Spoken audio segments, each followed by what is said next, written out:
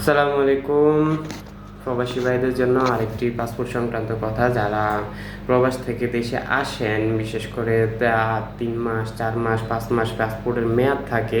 যখন তারা return ticket নিয়ে যাওয়ার সময় দেখা গেছে পাসপোর্টের মেয়াদ আছে 15 দিন, 1 মাস, 2 মাস। এক্ষেত্রে অনেক এজেন্সির কাছে টিকিট নিতে গেলে তারা বলে যে আপনার পাসপোর্টের মেয়াদ 6 মাসের কম আছে, সো আপনি যাইতে পারবেন না, আপনার সমস্যা হবে এই সেই। এক্ষেত্রে মানুষ অনেক হয়রানির শিকার হয়, অথবা অনেকে অনেক বেশি পরিমাণ পেন টেনশন নিয়ে থাকে যে হায় হায় কী হইলো, কেমনি কী করুম, এই সে অনেক টেনশন করে।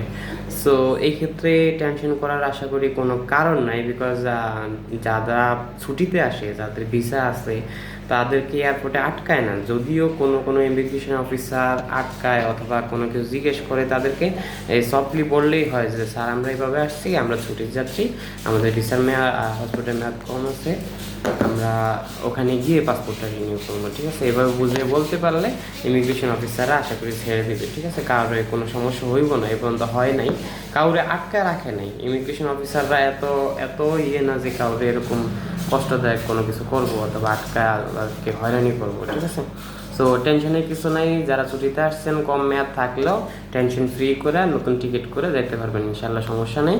তবে কিছু কিছু এয়ারলাইন্স আছে যেগুলো একটু তাদের রেস্ট্রিকশন আছে অথবা যাদের কিছু সমস্যা আছে, ঠিক আছে, তারা টিকিট দিতে চায় না অথবা তারা সেই এয়ারলাইন্স নিতে চায় না। সেক্ষেত্রে একটু টিকিট করার সময় একটু সাবধানতা অবলম্বন করে যোগাযোগ করে এজেন্সির সাথে তারপর টিকিট করবেন।